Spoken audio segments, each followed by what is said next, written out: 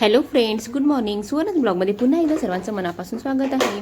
तर मित्रांनो, आज या ठिकाणी होती अमावस्या आणि या अमावस्यासाठी मी सकाळी उठून मस्तपैकी घर वगैरे जाऊन घेतले होते आणि आंघोळ वगैरे करून स्वच्छपैकी देवाचे भांडे वगैरे सुद्धा स्वच्छ करून घेतले होते.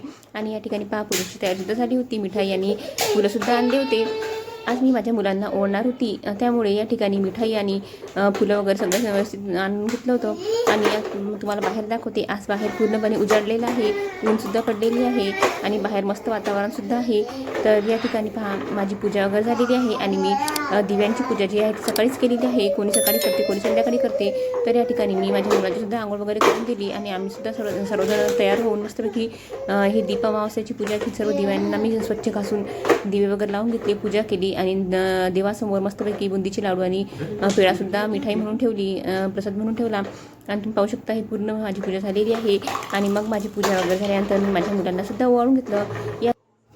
या दिवशी म्हणतात श्रीकृष्णाने कालिया नागाचा वध केला होता आणि त्या दिवशी अमावस्याच होती. त्यामुळे अमावस्येला खराब शक्तीचा जो अंत झाला आणि त्यामुळे त्या दिवशी सर्वांनी आपापल्या घरी दिवे लावले आणि लहान मुलांना तेव्हापासून ओढण्याची पद्धत सुरू झाली.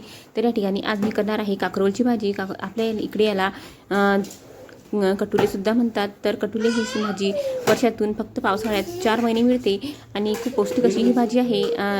याला गोड काटेसुद्धा म्हणतात, म्हणजे कारले जसे कडू लागतात, परंतु हे कटुले जे आहे ते अजिबात कडू नसतात. त्यामुळे हे भाजी सर्वांनी 4 महिने आवर्जून खावी. तर या ठिकाणी मस्तपैकी कटुल्याची भाजी करत होती. यामध्ये भरपूर सारा कांदा घालून घेतलेला आहे.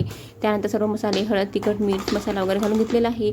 आणि त्यानंतर सर्वात शेवटी यामध्ये मी आता कटुले घालून घेणार आहे.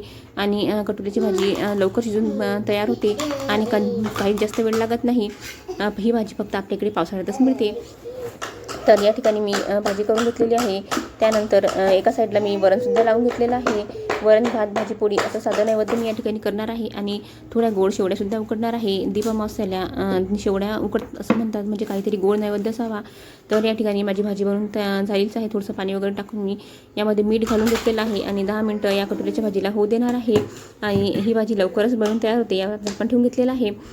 तर आता मी एका साईडला माझं वरणसुद्धा बनवून तयार आहे. तर ते वरण मी आयटून घेणार आहे रईने मस्तपैकी. हे पहा, माझं वरण झालेलं आहे आणि यामध्ये मी मीठ वगैरे, पाणी वगैरे घालून रईने मस्त आयटून घेणार आहे. आणि मी भातसुद्धा लावून घेतलेला आहे. माझ्या मुलांसाठी मला भात वरण रोज लावा लागतो आणि आज तर अमावस्या असल्यामुळे मी नैवेद्यसुद्धा दाखवणार आहे. तर या ठिकाणी मी वरणामध्ये थोडं पाणी घालून घेतलेलं आहे आणि मस्तपैकी वरण आयटून घेतलेलं आहे, त्यामध्ये मीठ वगैरे घालून.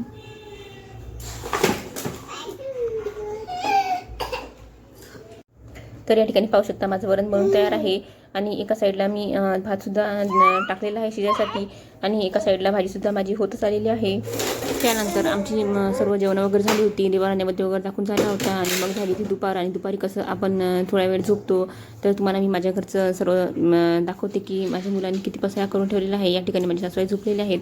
तर हे पाहत मी खाली पाहू शकता, माझ्या मुलांनी भरपूर सारी खेळणे पसरवून ठेवलेली आहे हॉलमध्ये. आणि ते झोपल्याशिवाय ते आम्हाला उचलतासुद्धा येत नाही, कारण किती उचलले तरी ते पुन्हा ते बाहेर काढतात. त्यामुळे आम्ही ते झोपल्याशिवाय काही उचलत नाही. तर या ठिकाणी मी रात्री खिचडीच लावली होती आणि या ठिकाणी माझ्या सासूबाईला खिचडी वगैरे चालत नाही, त्यामुळे त्यांच्यासाठी मी फोडणीचं वरण केलं होतं आणि पोळ्यासुद्धा केल्या होत्या. तर या ठिकाणी माझा रात्री स्वयंपाकसुद्धा बनवून तयार आहे. आणि मग काय, मी या ठिकाणी आली होती खजूर घ्यायसाठी. माझ्या मिस्टरांनी खजूर आणले होते आणि हेच खजूर वाळून याची खारीक बनते. तर तुम्हाला दाखवते मी ते खजूर कसे आहेत. तर खजूर हे एक फळच आहे. तर या ठिकाणी पाहू शकता, हे खजूर मी या ठिकाणी घेत आहे. खायला खूप छान आणि गोड लागते खजूर आणि ह्याच खजुराचं वाळून बनते, खारीक बनते. चला तर आता मी हे खजूर बेडरूममध्ये नेणार आहे. आम्ही बेडरूममध्ये थोडी विश्रांती करत आहे. माझी मुलंसुद्धा बेडरूममध्येच आहे. पहा, त्यांनी किचनमध्ये सुद्धा सर्व सामान पसरवून ठेवलेलं आहे, तुम्ही पाहू शकता. आणि एका साईडला मी कपड्यांची मशीनसुद्धा लावलेली आहे.